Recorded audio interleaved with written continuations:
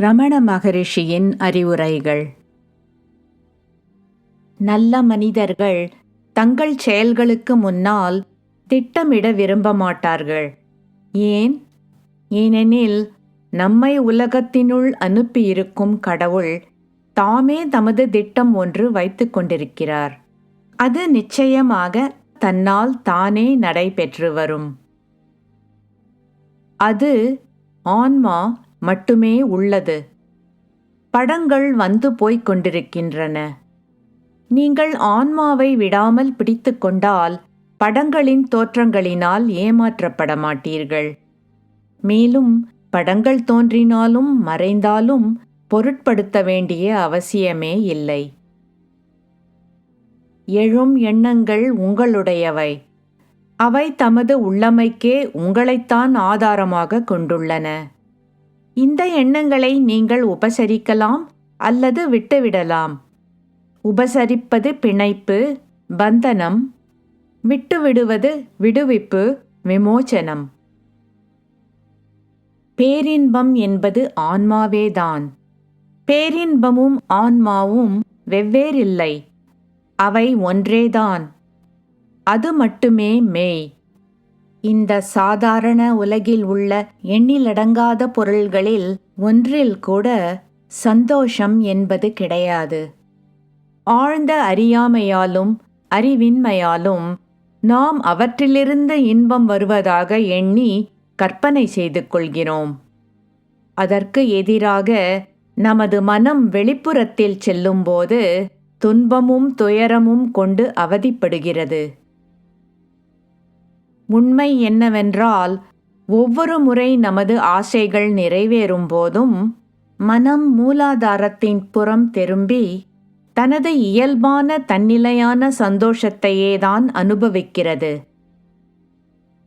கடவுளிடம் சரணடைந்து மன வலிமை பெற்றுக்கொள்ளுங்கள்.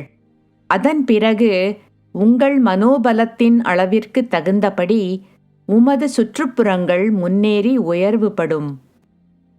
பக்தர்: நமது செயல்கள் பயனுள்ளதாக இருக்குமா என்று தெரிந்து கொள்ள வேண்டாமா?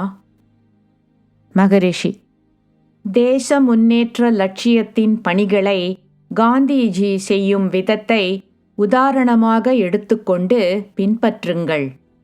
முக்கியமான சொல் சரணாகதி. புலன்களால் உணரக்கூடிய நிகழ்வு சார்ந்த இந்த உலகம் எண்ணத்தை தவிர வேறொன்றும் இல்லை. உலகம் ஒருவரின் நோக்கத்திலிருந்து பின்வாங்கும்போது, அதாவது ஒருவர் எண்ணமின்றி இருக்கும்போது, மனம் ஆன்மாவின் ஆழ்நிலை பேரின்பத்தை அனுபவிக்கிறது.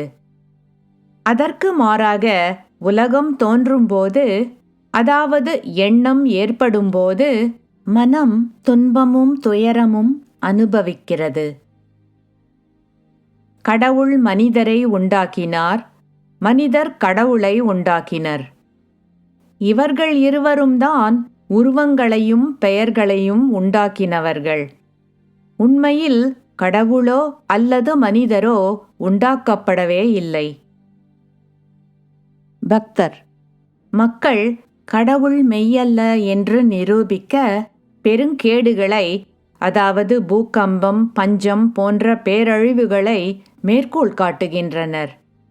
அவர்களது வாதத்தை எப்படி கையாளுவது? மகரிஷி: இவ்வாறு வாதாடுபவர்கள் எங்கிருந்து வந்திருக்கிறார்கள்? பக்தர்: அவர்கள் இயற்கை என்று சொல்கிறார்கள். மகரிஷி: சிலர் அதை இயற்கை என்று சொல்கின்றனர், மற்றவர்கள் அதை கடவுள் என்று சொல்கின்றனர். ஒவ்வொரு முறை எண்ணங்கள் தொல்லைப்படுத்தும் போதும் ஆன்மாவின் ஆழ்நிலையில் பின்வாங்குவதே அகநிலை சார்ந்த பயிற்சியாகும். அது மனதின் ஒருமுக சிந்தனை இல்லை, மனதின் அழிவும் இல்லை. ஆனால் ஆன்மாவினுள் பின்வாங்கிக் கொள்வதுதான்.